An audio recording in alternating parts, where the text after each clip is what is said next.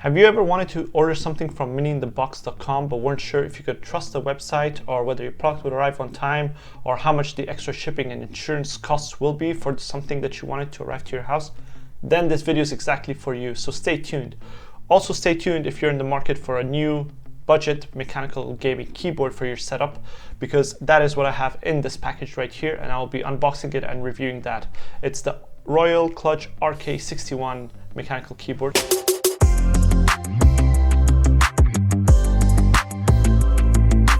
Hi everyone, welcome back to my channel, and today we're going to be talking about my experience with miniinthebox.com, from where I purchased this mechanical keyboard, and then we'll be opening up the package and unboxing the mechanical keyboard, then providing you with a brief review of the thing. So let's get right into it. So a little backup story: over the past few months, maybe 6 months, I've been using this keyboard by Microsoft, and I'm kind of tired of those low switches, and I want something more mechanical, something that I could, work a little bit faster on. And so I was in the market for a budget mechanical keyboard as my first one, and I came across the Royal Kludge RK61, and a lot of reviewers said it's a good entry point, so I decided to purchase it. And I couldn't really find something of this quality and this price inside Switzerland, so I had to look abroad, somewhere abroad. And one of the websites that showed up on Google was miniinthebox. Now, I had never seen this website before, ever. And so I had my questions about it, whether I could trust this or not, or this. Then I said maybe for the price of this keyboard, it probably wasn't the worst thing to maybe test the website with. And honestly, I wasn't disappointed. This keyboard is actually around 40 Swiss francs or 40 US dollars on miniinthebox.com. Then I had to pay around 15 and 16 Swiss francs for shipping and insurance costs for it to arrive to Switzerland, which on its own was actually cheaper than what I would find here, except there was a trick that I used. So I went on a Google page, a random one, and I typed in miniinthebox.com discount codes. Then I picked up a random coupon code would actually give me a 10% discount, and I actually got this thing for cheaper than it should. Now, I actually got express shipping, which is why it cost me 15. 14 of that actually went to the shipping costs. But if you opt out for the regular shipping, it would come down to 10 francs. Now, the reason why I actually went for Express is that the regular shipping would have taken about a month to arrive, whereas Express took about 7 days to arrive. So I needed this keyboard a bit sooner than that, because really this is a keyboard. It's one of the centerpieces of your computer and your personal workstation setup. So I needed something to just get started on quickly and didn't really want to wait that long. Plus, with that coupon code, the price was exactly the same as regular shipping. So I decided to just go for the extra speed there. And it arrived, no extra import charges here in Switzerland. What I paid for on Miniinthebox covered all of this. Luckily, one of the insurance payments that we have to make, it's a few cents, actually covers you against any additional charges that you might incur in customs. So what happens that you might be required sometimes to pay for that product that you ship from abroad. I believe it's when it's over 60 or 65 Swiss francs. But since this was not under that, I didn't have to worry about that. But in case it is, and you paid for this insurance, Miniinthebox says they will be able to reimburse you for that amount that you were charged extra, because you already pay for shipping and you pay for these insurances, which is supposed to cover you for that. So without further ado, let's get right into opening up this package and seeing what we have inside of the box.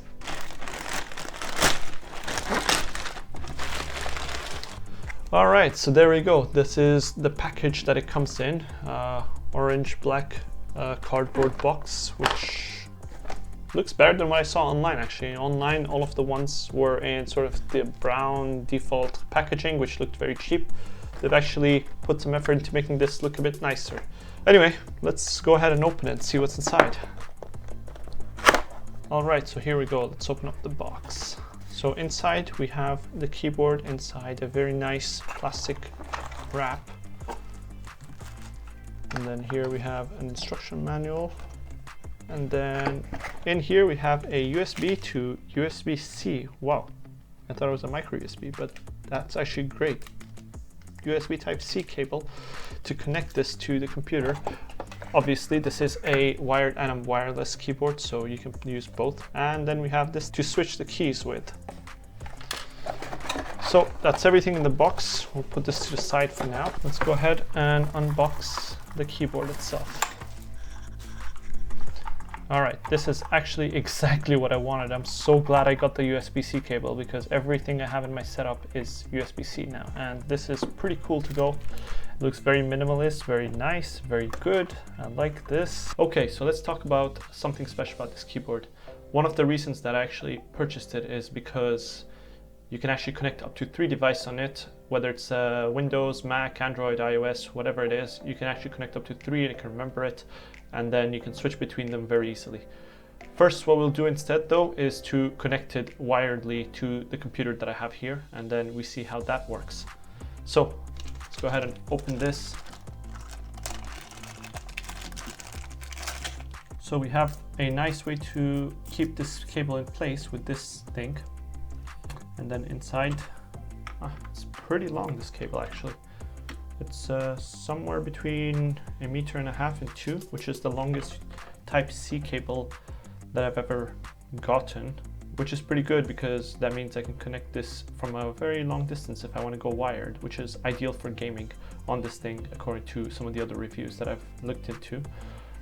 So let's go ahead and plug that end of it to the keyboard, and then the other end of it to the computer that I have down here. Once that's done, you can see some lights actually going under the keyboard, which is pretty nice. So that's the wired configuration, and the computer should normally just recognize that there's a keyboard. So let's go ahead and try that. Okay, so I can't actually get everything into one frame here, but let's just see if it works. So keyboard is connected to the computer, computer is here. I'm just going to type something into the search bar here, see if it works. And there we go, like a charm. It works very good. Photos. And boom, we got all the photos up. Actually, very nicely connected. So that's the wired connection. Now, to connect it to multiple devices, it has to be connected wirelessly because that's the only way you can switch between multiple devices without having to reconnect the cables. So what we're going to do is go ahead and remove that cable and then flip the keyboard around. There's the on and off switch right here. Toggle that on. Once it's on, you will see the same LED lights under the keys again. Okay, so we're back to this angle. What we're going to do now is put it into pairing mode. So for testing, I'm going to connect it to my phone. So what we're going to do is go ahead and make sure the Bluetooth there is turned on.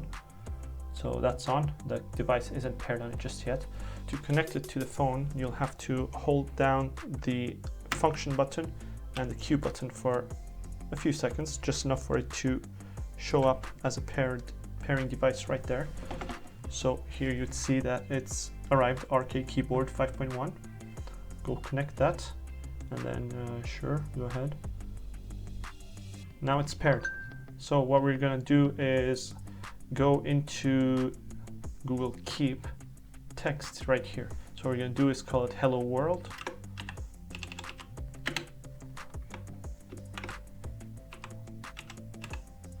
You have to use 2 hands for this, but there we go. It works really good, flawlessly actually.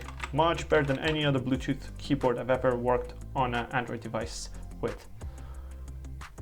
So that's how you connect it to any phone basically, or any device. Let's go right ahead into talking about some of the backlighting and then some of the other features of this keyboard. Now, as you see, the light here is off because after 1 minute of no usage, the light does turn off to save battery, and that's one of the battery saving features. But press any key and it is back up, turned on. I will turn this light up top off so that you can see the colors better, because there are some animation features if you hold the function key and then press the / button. So that's one of the animations. There's another one. There's another one. That's another one. That's another one. And that's another one. And there's that. And very dizzying one. And then one that goes through every row. One that kind of goes diagonal. Then a wavy one. And then completely off. But I like it like this. And then you have the brightness adjusters right next to that button. So to put it down, put it up, and it goes up to this brightness at the most, which is pretty bright to be honest. So I'll have it down there because I don't need it too bright. And then you have some additional features right here, also to do with the strength of the lights. after you have adjusted the brightness. Now, that's everything that it has for backlighting, and I'm very happy with it. The white version that I got with the red switches does not have RGB lighting in it, but there are some of the other ones that do have RGB lightings, and I will link you right here to a video that shows you all of the other options with the RGB lights on it.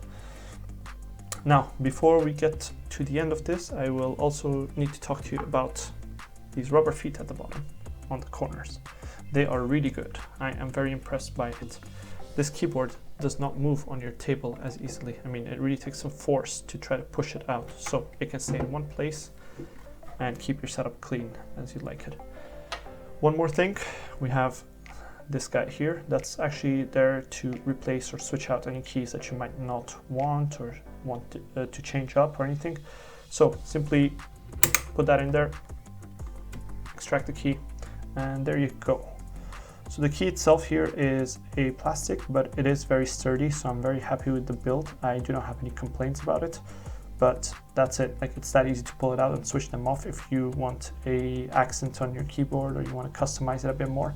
I am personally going to leave it like this because I did design my entire setup based on these colors, so I'm totally good with that.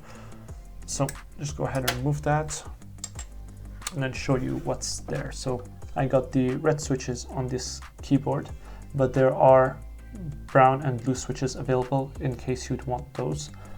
I'm okay with the red. As you see from my channel color, red and white are kind of the colors I'm going for, so this is great. Now I'm going to go ahead and put that back in, and that's it. Simple as that. It takes a few seconds to switch the keys in case. Now, there is one more thing that I found a bit complicated at the beginning. So there is a function that disables these keys right here in the middle and replaces it with the secondary features, which is print screen, screen lock, pause, insert, home, page up, delete, and page down, which on a regular keyboard would be down here. And the reason for that is that sometimes you are probably like gaming or something and you want these keys more than those keys, or you might just want print screen.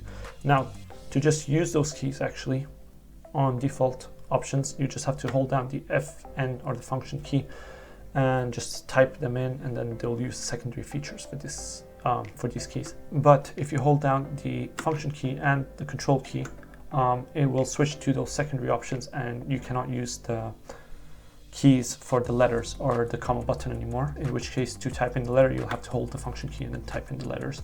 So as a secondary feature, that's pretty good. Also, while talking about the secondary features, these keys down here are by default set to be the arrow keys. So in order to use the right control alt page down or the backslash button, you'll have to hold down the function to do that. And for the question mark, you'll just have to hold the shift and then press question mark. So like any other ordinary keyboards. Now, I saw some people have some issues with that, but I've always used shift and the question mark button to get the question mark, so that doesn't bother me at all. And the control and alt buttons, I'm okay with not having to use the right one, because I do see myself using the left ones a lot more, maybe 99% of the time even.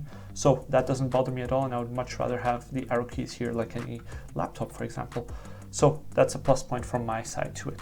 So that's everything regarding all of the additional features of this keyboard. Now let's get to my final impressions of it. So there we have it. That's my review of Mini in the Box and the Royal Kludge RK61 mechanical keyboard here. There is one more thing about the keyboard that I forgot to mention. It's the switching mode from wired to wireless mode, because sometimes you might want to be charging the device while you use it wirelessly on another device, basically. So if I want to switch it to my laptop, for instance. But what happens is that once you connect this device with a computer, it will use the wire to make the signal, which means that it will be a wired keyboard at that time. So to switch it, you simply just have to hold on to the FN button and the tab button, and that switches it between wired and wireless mode, which is pretty helpful, I believe. So that was the last thing that I forgot about this keyboard before I close off. Now, to just quickly conclude with what I think about my experience with Mini in the Box. Mini in the Box did a great job, and honestly, they delivered on time. The prices were accurate, the shipping cost was included, no extra customs or taxes were included. The product arrived really fast, and it was well packaged, secure, and they left me with an email notification of every single step of the shipping until it arrived to my house and required signature upon collection. So overall, very happy with the customer service, and I'm 100% going to order something else from there in the future. We just have to wait to see what it is going to be. As for the keyboard itself, I honestly cannot wait to start using it. That's all I can say. I have been wanting to use a mechanical keyboard like this for a very long time, and to find one that connects wirelessly or wired, that has a Type-C connection, that it's this color, which stays with the setting here, and that it can connect with up to 3 devices at a time was what I was looking for. And then at this price point, $40 US is not bad at all.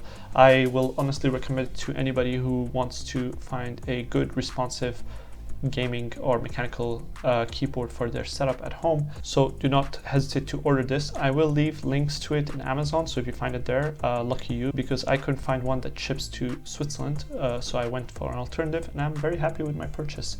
So thumbs up to Royal Kludge, thumbs up to Mini in the Box, and that's it for today's video. Hope you enjoyed the content. Hit the like button if you enjoyed the content, subscribe if you found the content useful and want to see more of this in the future, and well, I'll see you next time.